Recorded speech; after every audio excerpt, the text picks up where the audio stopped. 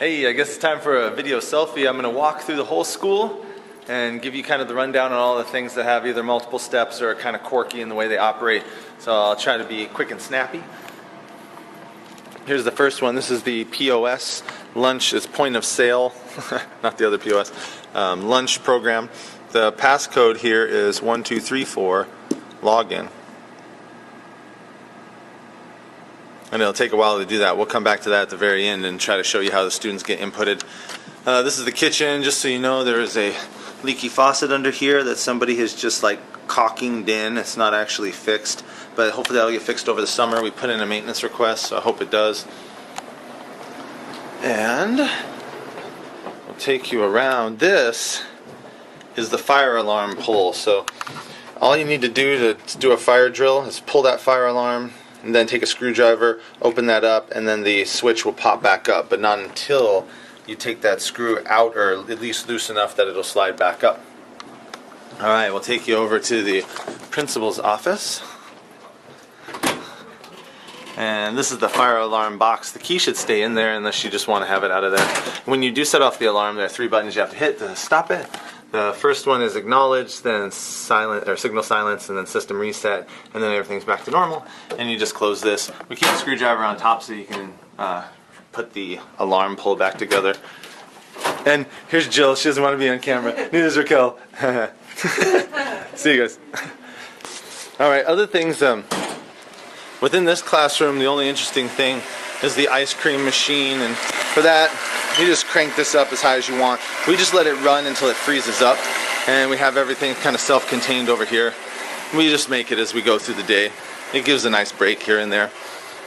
In my classroom, you have a water distiller, which is pretty easy. It has a lot of iron on the inside, which really is no big deal whatsoever. You can clean that if you want. I rinse it out every now and again. We also have this. This is all student government purchases, but we had to drill some holes, otherwise it creates a vacuum and it won't work.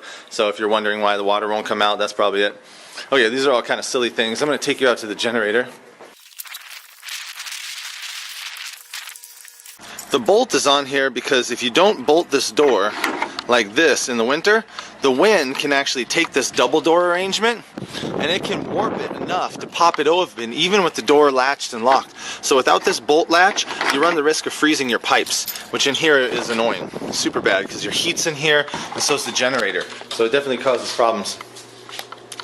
Some light switches over here to the right of the door as you enter. So you know this is the heat exchanger that comes in. We get our heat all free from the city's generators, and it comes in on those copper pipings. This is our generator. When you're asked to do the generator log for Tim McDermott in the maintenance department, they want that number. Right now it's 5893. It's pretty easy. You can kind of see on, off, start. Flip that on, press that button. It's super loud, so be prepared if that loud stuff scares you. But that's the whole operation of that. No big deal. There is a day tank that the alarm has gone off before. Unfortunately, you kind of have to monkey around with it quite a bit to get it to stop. But there's push to silence, push to test, push to retest. So you can push those buttons and try to make it work. We do have boilers, but we don't use them because, again, we get heat off of the generators from the city. And that's about that. We kept our four-wheeler in here because it kept it warm and it was really nice. It was basically a garage for the four-wheeler. So if you have any kind of stuff like that you want to keep warm, that's a way to do it. And remember to bolt that. Frozen pipes are no fun for anybody. It means canceled school. Here are the vehicles. That's the red truck, which is mostly used for maintenance and picking up big shipments of either food or student store goods. And this is our Suburban bus. You can see the tires flat, and it also has a bent rod right now. It's really busted up. Word is it's supposed to get fixed this summer, so I hope it does or did or however that works out. This is the first storage room. You have your 2 internet housings in here. The one on the left really doesn't matter, but the one on the right is what controls all of the internet stuff.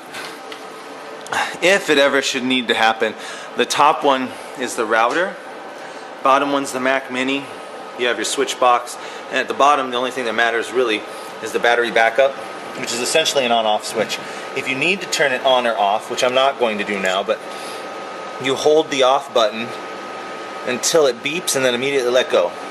When you want to turn it back on, hold the on button until it beeps and immediately let go. You can see right now we're running on 25% battery, which is good. If it's higher, that's fine. If you don't see that dot on, it means you're probably losing power. If you go to the generator during the school day and you're using the internet, the generator does not produce what they call clean energy. It produces brown energy, brownouts, kind of fluctuating power, which is not considered clean by that APC battery backup.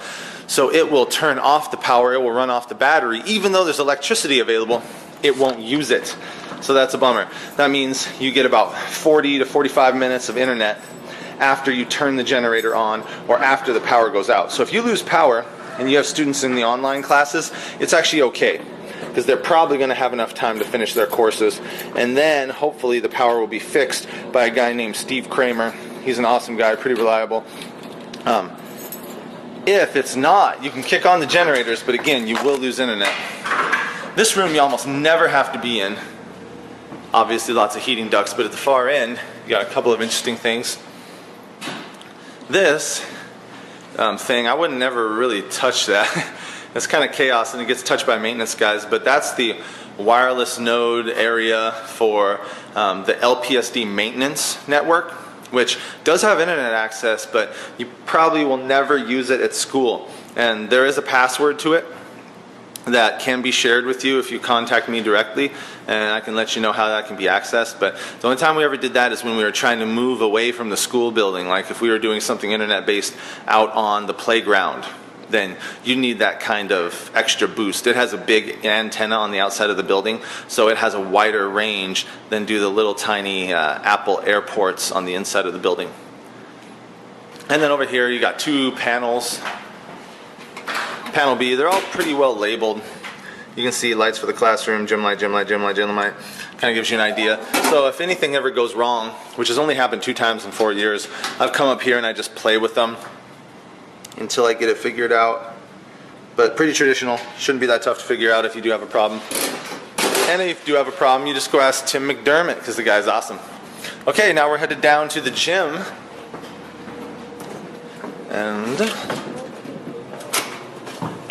And we'll do some lunch.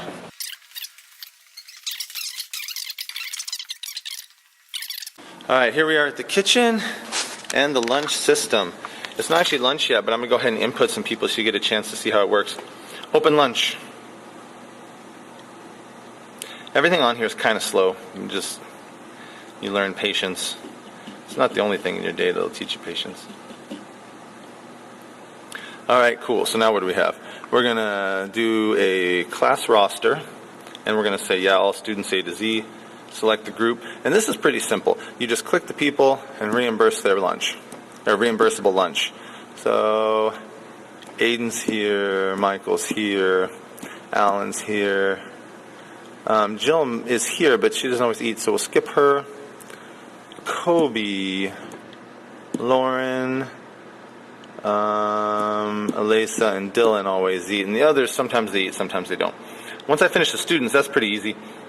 And I'll jump out, I'll exit all the way back to the main, and then I'll do adult search. So today I'm going to charge myself for a lunch because I will probably eat. And so I put in the first couple letters of my last name, Troy Roberts. So I got Roberts there, I'm Troy, select me. Let's charge me for an adult lunch. And then it's not going to like it, but you're going to say 0, as in that's how much money I gave them, 0, and they're like, warning, transaction exceeds credit limit, you can't do that. And you say, don't worry about it, okay, and then close sale. What that does is it sends a $5 charge to my account at the district office, and they'll send me a bill. So you do that for the typical adults. However, there's an elders program, which is done through, I believe, the village of Pilot Point. So if you put in PIP, you get PIP Elder Services, and that'll give you a list of the folks that are signed up to be getting free elder lunch. I won't click anybody just yet, but it runs about the same. I'll just show you one, but I won't actually charge them. I'm pretty sure that Mike and Maggie Bio will come in, so I'll select them. You would hit adult lunch, 0, close sale. Same thing. Or wait, yeah, that's right. And that would take care of you. The only thing that would be different is, for example, Matthew Grossman, my counterpart in the elementary. I'm going to put in a few letters from his last name. he would normally do this lunch program.